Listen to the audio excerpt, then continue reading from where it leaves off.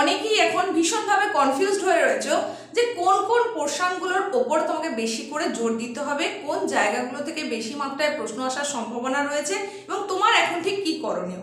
কারণ সময়টা তো আর বেশি বাকি নেই, তাই বিভিন্ন ভিডিওতে এসে তোমরা কমেন্ট করছো, জানতে চাইছো যে ম্যাম কোন জায়গাগুলোর ওপর বেশি করে জোর দেবো এবং কিভাবে পড়বো। তো তোমাদের সমস্ত সমস্যার সমাধানের জন্যই আজকের এই ছোট্ট উপস্থাপনা।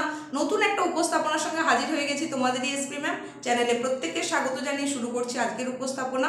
প্রথমেই তোমাদের যেটা বলবো সেটা হচ্ছে ভূগোল বিষয়ের যে সিলেবাস তোমাদের রয়েছে থার্ড সেমিস্টারের জন্য, সেটা কিন্তু একটা অনেক বড় সিলেবাস। এই সিলেবাসটা যদি তোমার কমপ্লিট হয়ে গিয়ে থাকে তাহলে তো কোনো কথা নেই, তাহলে কিছু শর্ট ট্রিক্স অ্যাপ্লাই করলেই কিন্তু হয়ে যাবে। কিন্তু অনেক এরিয়া আমি বলে দিতে পারি যে সিলেবাস কমপ্লিট হয়নি, এমনকি বহু স্কুলেও হয়তো সিলেবাসটা কমপ্লিট করা হয়নি।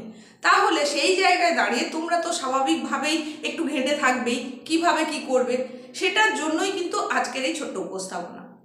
তো তোমাকে প্রথমেই বলবো যে তোমাদের যা যা অধ্যায় রয়েছে সেগুলো প্রায় 13টা ইউনিট নিয়ে কিন্তু তোমার থার্ড সেমিস্টারের সিলেবাস। পার্ট এতে রয়েছে 5টা ইউনিট, পার্ট বিতে রয়েছে 2টো ইউনিট, আর পার্ট সিতে রয়েছে 6টা ইউনিট। তবে তার মধ্যে পার্ট বি আর পার্ট সি এর যে পোর্শনটা রয়েছে এই জায়গাগুলো তোমাদের একটু ভালো লাগার বিষয়, খুব একটা খারাপ লাগার কথা নয়। পার্ট এতেও যতগুলো ইউনিট রয়েছে 5টা ইউনিট, তার মধ্যে প্রথম দুটো বাদ দিলে বাকিটা মোটামুটি তোমরা একটু ভালোভাবেই করতে পারার কথা।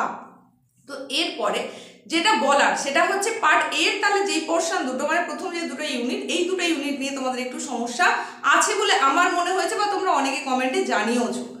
তাহলে তোমাদের ঠিক কোন ইউনিটগুলোর উপর জোর দেওয়ার প্রয়োজন রয়েছে এবং সেখান থেকে কিসের উপর জোর দিতে হবে। দেখো, পার্ট সি তোমাদের রয়েছে ভারতের ভূগোল। ভারতের ভূগোলের যে 5টা ইউনিট রয়েছে, 6টা ইউনিট রয়েছে, এই 6টা ইউনিটের মধ্যে একদম শেষে কি রয়েছে, বাণিজ্য ও অর্থনীতি। এইটা কিন্তু সব থেকে ছোট্ট একটা পোর্শন, সেই অর্থে কিচ্ছু নেই এখানে। কি কি তোমাকে বেশি করে জোর দিতে হবে সেখানে, বাণিজ্য জিনিসটা কি, বৈদেশিক বাণিজ্য কি, আভ্যন্তরীণ বাণিজ্য কি, আর কতগুলো সংস্থার নাম, সেগুলো কটা দেশ নিয়ে গঠিত হয়েছিল, তাদের সদর দপ্তর কোথায় অবস্থিত, এই রকম কিছু সামান্য জিনিস। আমদানির ক্ষেত্রে ভারত কি কি আমদানি করে, কি কি রপ্তানি করে, এই জিনিসগুলো পড়লেই কিন্তু তোমার বাণিজ্য অর্থনীতি এই পোর্শনটা প্রায় শেষ বললেই চলে। এখানে খুব বেশি আর ডিপে যাওয়ার এই মুহূর্তে প্রয়োজন নেই। তুমি যদি সমস্তটা কমপ্লিট করে থাকো তাহলে তোমার অলরেডি হয়েই রয়েছে, আর যদি এখনো বাকি থেকে থাকে তাহলে এই জায়গাগুলো শুধু একটু দেখে রাখো। এর আগের যে ইউনিটটা রয়েছে সেটা হচ্ছে পরিবহন ও যোগাযোগ। তাহলে সেখানে তোমাকে কি পড়তে হচ্ছে, সেখানে তোমাকে যে জায়গাগুলোর উপর জোর দিতে হচ্ছে, পরিবহনে যেমন ধরো স্থলপথ রয়েছে, সেখানে আবার সড়কপথ, রেলপথ রয়েছে, তারপরে রয়েছে জলপথ, বিমানপথ বা আকাশপথ রয়েছে। এই সমস্তগুলোর জন্য তোমাকে অবশ্যই একটুখানি তার সুবিধা অসুবিধাগুলো দেখে রাখতে হবে। কোনটা দীর্ঘতম সেটা দেখে রাখতে হবে। এখানে সোনালী চতুর্ভুজ, হীরক চতুর্ভুজ, এই জায়গাগুলো দেখে রাখতে হবে। এই পোর্শনগুলো যদি দেখে রাখো তাহলেই হয়ে যাবে। যোগাযোগের মধ্যে তোমাকে বেশি মাত্রায় যেটার উপরে জোর দিতে হবে সেটা আধুনিক যে যোগাযোগ ব্যবস্থা সেইগুলোর উপরে জোর দিতে হবে। তো এইভাবে তুমি পরিবহন যোগাযোগ ব্যবস্থা এটাকে শেষ করে নিতে পারো। এর আগের যে অধ্যায়টা রয়েছে সেটা হচ্ছে কৃষিকাজ, শিল্প, না তার আগে রয়েছে খনিজ শক্তি সম্পদ। এই জায়গায় তোমাদের খনিজ শক্তি সম্পদের পোর্শনে যেটা অবশ্যই অবশ্যই ভালো করে দেখে রাখতে হবে সেটা বলবো যে কোথায়, যেহেতু ভারতের মাত্রা তুমি পড়ছো, ভারতের পোর্শনটা পড়ছো, তাহলে সেখানে তোমাকে পড়তে হবে ভারতের মধ্যে ওই খনিজটা সব থেকে বেশি মাত্রায় কোথায় পাওয়া যায় সেটা পড়তে হচ্ছে। ভারত ওটা উৎপাদনে বা উত্তোলনে কত নম্বর জায়গা দখল করেছে সেটা পড়তে হবে। তার সঙ্গে সঙ্গে ওই খনিজটার যে ব্যবহার সেটা পড়তে হবে।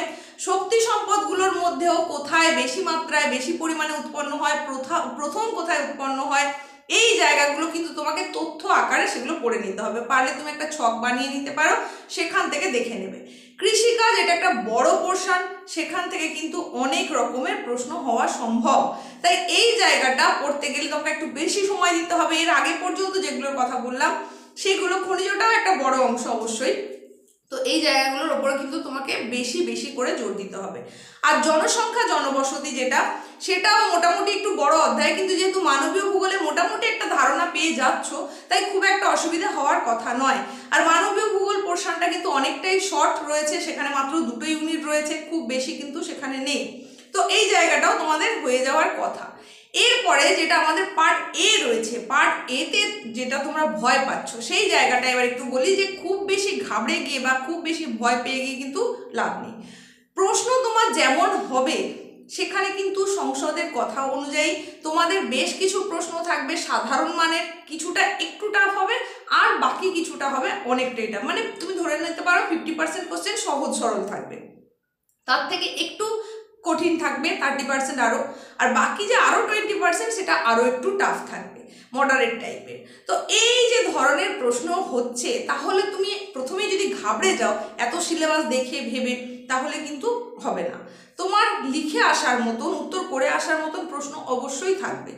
আর খুব বেশি ডিপে গিয়ে যদি তুমি ভাবতে যাও তাহলে আরও টেনশন হবে, তখন কিন্তু তোমার পড়ার জায়গাটা কমে যাবে। সুতরাং খুব বেশি ভাবার প্রয়োজন নেই। প্রচুর প্রচুর তথ্য বিভিন্ন জায়গায় আছে, সেই তথ্য এত কিছু পড়ে ওঠা এই মুহূর্তে সম্ভব নয়। তাই তোমরা ওয়ান লাইনার হিসাবে সমস্ত কোশ্চেনগুলো করতে থাকো। আর বলবো যে তোমরা যে সমস্ত কোশ্চেন পেপার পেয়েছো, মানে সেটা প্রশ্ন বিচিত্রা হতে পারে, এবিটি টেস্ট পেপার হতে পারে, বা আদার্স বাজার চলতি যা যা প্রশ্নোত্তরের বই পেয়েছো, যেহেতু তোমার এমসিকিউ এর ওপর পরীক্ষা হবে তাই সেই বইগুলোর ওপরে কিন্তু একটু বেশি করে জোর দাও। এই মুহূর্তে ডিটেলস পড়ার মতন সময়ও নেই, ধৈর্যও থাকবে না, এতটা ডিটেলসে তুমি মানে এত বেশি সিলেবাস সেটা শেষও করে উঠতে পারবে না। তাই তোমাকে ওই জায়গাগুলোর ওপর জোর দিতে হবে এবং সেখান থেকে যে যে প্রশ্নগুলো অধিক মাত্রায় আসছে, যেগুলো কমন পাচ্ছ বেশি, সেইগুলোর ওপর কিন্তু তোমাকে জোর দিতে হবে। এইবার বলি তোমাদের যে জীবমণ্ডল পোর্শন রয়েছে, সেই জীবমণ্ডল পোর্শনে কিন্তু খাদ্য জাল, খাদ্য শৃঙ্খল এই পোর্শন থেকে তোমার প্রশ্ন থাকবেই। তাই এই জায়গাটা একটু খুব ভালো করে দেখতে হবে। গৌণ প্রগৌণ খাদক, যেটা বিয়োজক উৎপাদক, এই জিনিসগুলো তোমরা যদিও 9-এও পড়ে নিয়েছো জীবন বিজ্ঞানে, সেখান থেকে তো আমাদের একটা আইডিয়া হয়েই রয়েছে, এখনও কিছুটা পড়েছো। তো এই পোর্শনগুলোর ওপরে কিন্তু তোমাকে জোর দিতে হবে। তারই সঙ্গে সঙ্গে আরও যেটা করতে হবে সেটা হচ্ছে মক টেস্ট তুমি এর আগে দিয়ে দিয়েছো, তোমাকে আগেই আমি বলেছিলাম হাইলাইটার দিয়ে দাগিয়ে নিতে। সেই সমস্ত পোর্শন দাগ দেওয়ার পরে এখন তোমার যে সিচুয়েশান সেই অনুযায়ী কিন্তু তোমাকে এখন ব্যবস্থা নিতে হবে যে কোন জায়গাগুলো তোমার ঘাটতি রয়েছে সেগুলো একটু বেশি করে পড়ে নিতে হবে। আর যে যে ব্যাখ্যামূলক মানে কারণ ব্যাখ্যা যে প্রশ্নগুলো থাকে, সেই প্রশ্নের উত্তরগুলো কিন্তু একটু ডিপে গিয়ে ভাবতে হবে। তাই এই প্রশ্নে তোমাদের যদি সমস্যা থেকে থাকে, মানে অ্যাজারশন রিজনিং প্রশ্নে যদি সমস্যা থেকে থাকে, তাহলে তোমরা কমেন্টে জানাতে পারো। এই নিয়ে তোমাদের যদি আলাদা কোনো ভিডিওর প্রয়োজন হয়ে থাকে তাহলে সেটা জানাতে পারো। তাহলে ওর ওপরেই বেস করে মানে ওই ধরনের প্রশ্নগুলোর উত্তর কিভাবে করবে সেটার ওপরেই তোমাকে আলাদা করে আমি জানিয়ে দেবো। তো আজকের এই ভিডিওটা আর লেন্দি করতে চাইছি না, মোটামুটি সমস্ত টপিকসই তোমাকে আমি টাচ করে দিলাম।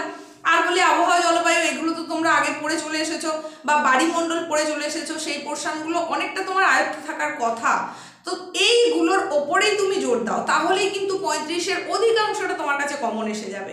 তো এরপরেও যদি তোমাদের কোনো প্রশ্ন থেকে থাকে, কোনো জিজ্ঞাসা থেকে থাকে, অবশ্যই কমেন্টে জানাও। আর ভিডিওটা প্রচুর পরিমাণে হাই পয়েন্ট দিয়ে দাও, যাতে তোমারই মতন তোমার বন্ধুরাও এটা দেখার সুযোগ পায় এবং তারাও বুঝতে পারে ঠিক কোন জায়গার ওপর তাকে গুরুত্ব দিতে হবে এই মুহূর্তে দাঁড়িয়ে।